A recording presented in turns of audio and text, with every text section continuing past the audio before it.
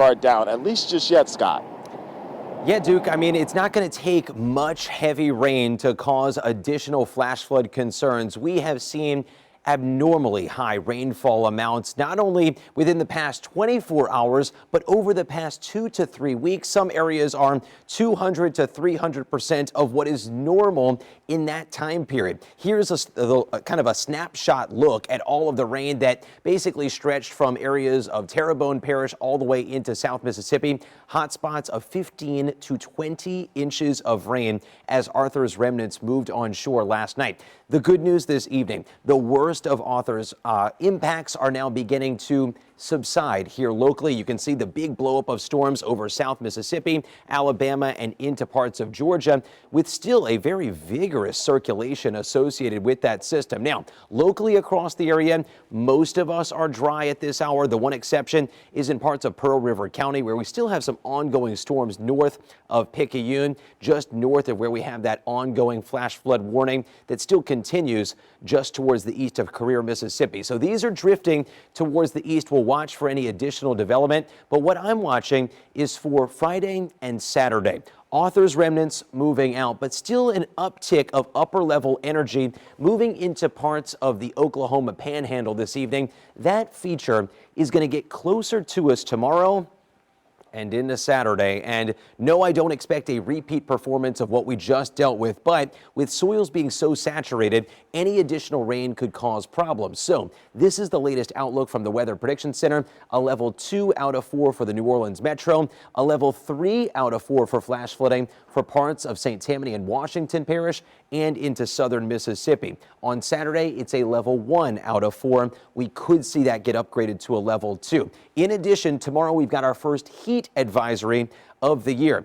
It's going to be really steamy tomorrow midday, and that may fuel the storm threat tomorrow afternoon. Temperatures upper 80s to low 90s by lunchtime, low to mid 90s in the afternoon, feeling like 105 to 110. And in the afternoon into the evening, forecast models show some slow moving storms, mainly on the North Shore. They may drop closer to the I-10 corridor late Friday evening. So rainfall rates 1 to 2 inches per hour could lead to some street flood concerns and ongoing river flood concerns. By Saturday, I hope that this does not verify, but again by Saturday, this particular forecast model shows some slow moving storms, rainfall amounts that could total 2 to 4 inches of rain, generally along the I-12 corridor, 1 to 2 inches of rain for I-10, lower amounts along coastal zones.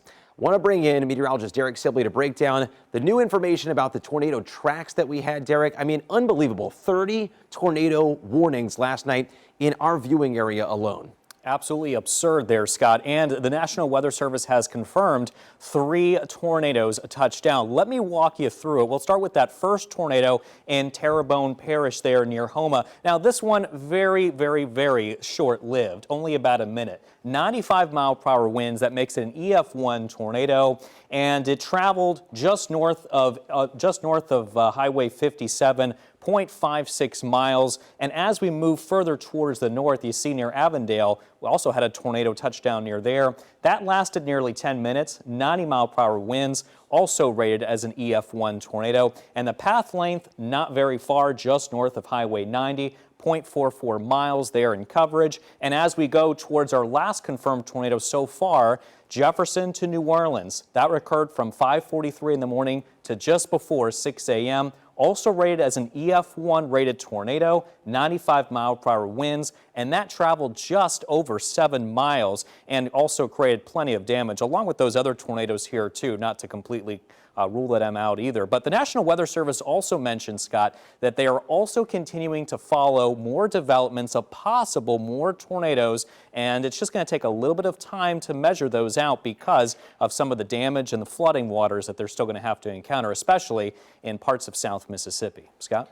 Yeah, and that storm that moved into Eden Isle as well, they are analyzing to see if a tornado did indeed form there. They said a lot of evidence of very strong winds, but still kind of analyzing to see if a tornado touched down in Eden Isle. Here's a look. Tomorrow, we have now posted a WDSU first warning weather alert day.